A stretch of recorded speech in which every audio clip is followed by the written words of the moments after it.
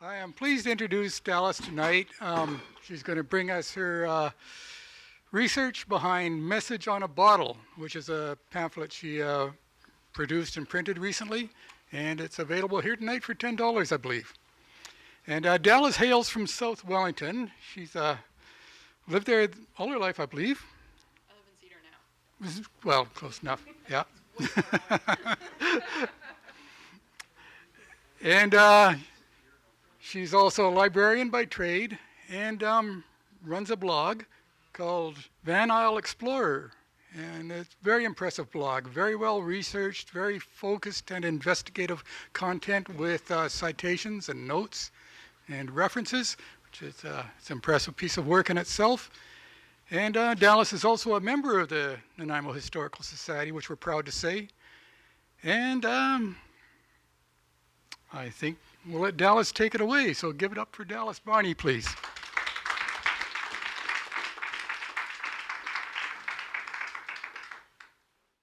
Good evening. My name is Dalys Barney, and I'd like to begin by acknowledging that the land on which we gather tonight and that I'm privileged to call my home is the unceded territory of the Nanaimo people. Next, a bit more about me, thanks to Daryl for the introduction. I'm actually a library technician, not a librarian. It's a big pet peeve in the library world, but I don't want to say I'm a librarian when I'm not. I don't want anyone to think that. I work at VIU. I am a member of the Nanaimo Historical Society, and I maintain a local history blog, as Daryl mentioned. It's vanislehistoryexplorer.ca. You may have heard me share this before because I feel like I say it every time I speak in front of a crowd, but I'm very aware that I'm a more confident writer than I am a speaker. This is going to be quite short tonight, so bear with me. Just politely ignore how red and blotchy my face is probably going to get. I was invited here tonight to talk a little bit about the booklet I recently self-published, Message on a Bottle, Nanaimo Soda History, which is a look at soda bottles and manufacturers in Nanaimo. Now, full disclosure, I'm not a bottle expert. I haven't been on any digs. I can't do price evaluation on your bottles. I don't even have my own collection.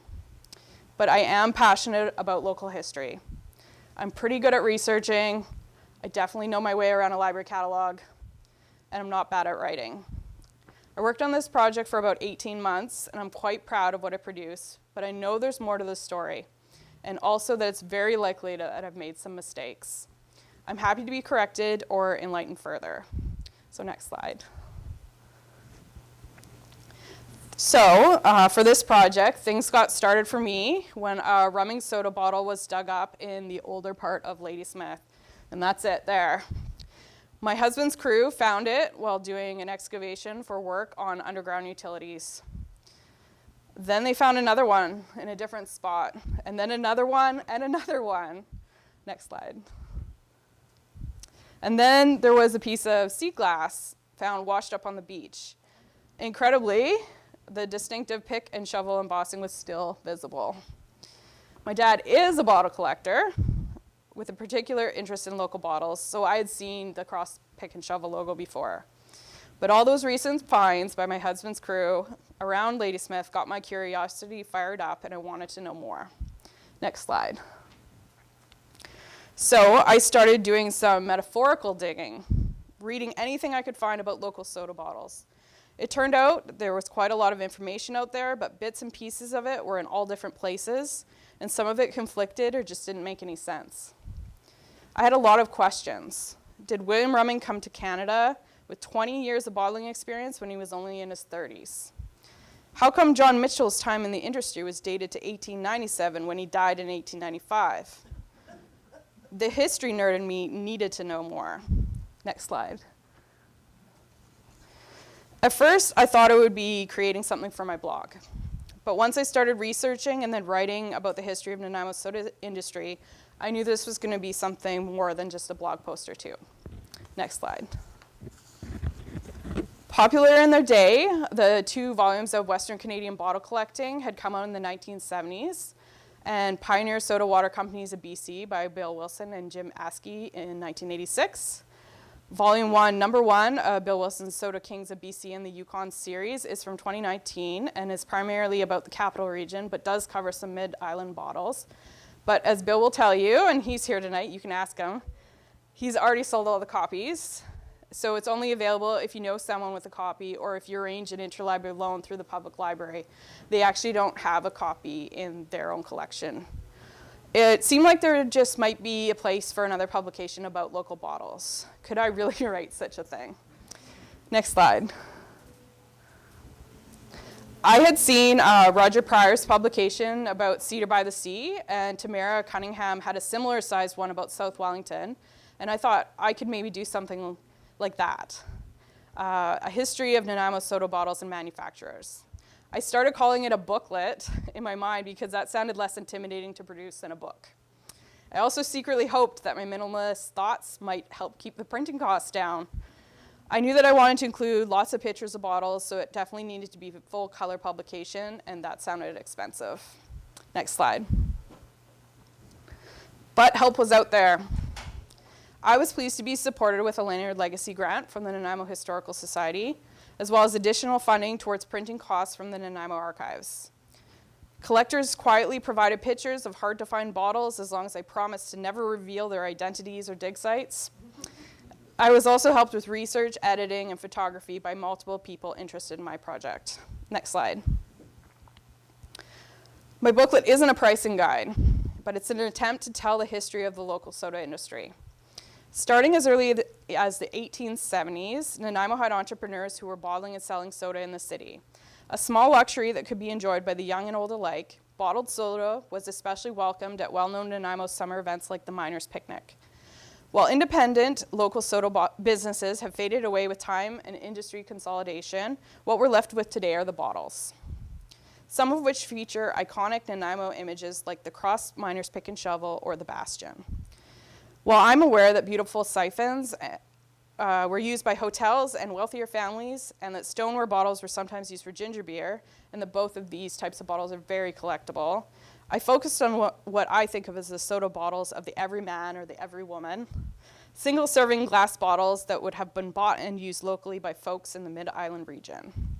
With my booklet, I did my best to put together a plausible timeline using information gleaned from previous publications, newspapers, BC city directories, records from genealogy databases, interviews with descendants of company owners, and a bit of guesswork. Next slide. I will share that the number one resource I used for the bottle booklet, the one I kept going back to again and again, was the Nanaimo Free Press online archive that is found in VIU's institutional repository view space.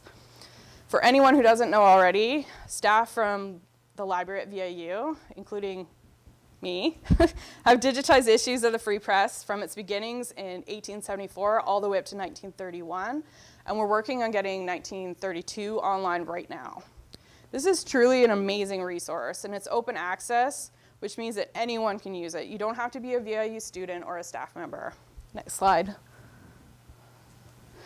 Another resource that I found useful is the Vancouver Public Library's British Columbia City Directories online collection. I found this to be a really valuable way to learn more about how people moved about the city or the province. Names, addresses, occupations of individuals, but also business info can all be found in these directories. For the bottle booklet, I learned when companies changed names, locations, or ownerships by using this resource. Next slide. Early Nanaimo manufacturers like William Rumming, John Mitchell, and Louis Lawrence are featured in the booklet, as well as later companies like Island Bottling, Nanaimo Bottling Works, and Goodwill Bottling. There were also Ladysmith, Courtney, and Port Alberni connections. For example, William Rumming opened a bottling plant on First Avenue in Ladysmith in the early 1900s, which is one likely reason why my husband's crew have found so many bottles there. However, I've heard reports of Rumming bottles found as far away as Kaikous, outside of Lake Cowichan. Next slide. Since publishing the booklet, I've had quite a few people reach out, some with additional information that I just didn't come across in my research. But other people also shared their own bottle collection photos. If I ever want to do a second edition, I already have more content to work from. There's just something about digging up bottles that really appeals to the treasure hunter and a lot of people. It was a really interesting project to work on, and although, as I said, I'm not much of a bottle collector myself, not yet anyway, I really enjoyed learning more about another aspect of Nanaimo's history. Next slide. I do have copies of the booklet for sale tonight for anyone who's interested. They're $10. Come see me after. Otherwise, thank you very much for having me here tonight. Next slide. And are there any questions? Sue? What are the stoppers that we see on some of the bottles, and what were they made from?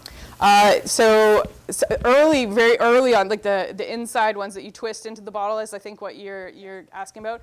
So very earliest ones, I believe, were made of wood, and then ebonite, which is a vulcanized rubber. So kind of, it feels very hard and kind of almost like a little bit gritty, almost, but like it's a durable rubber, yeah.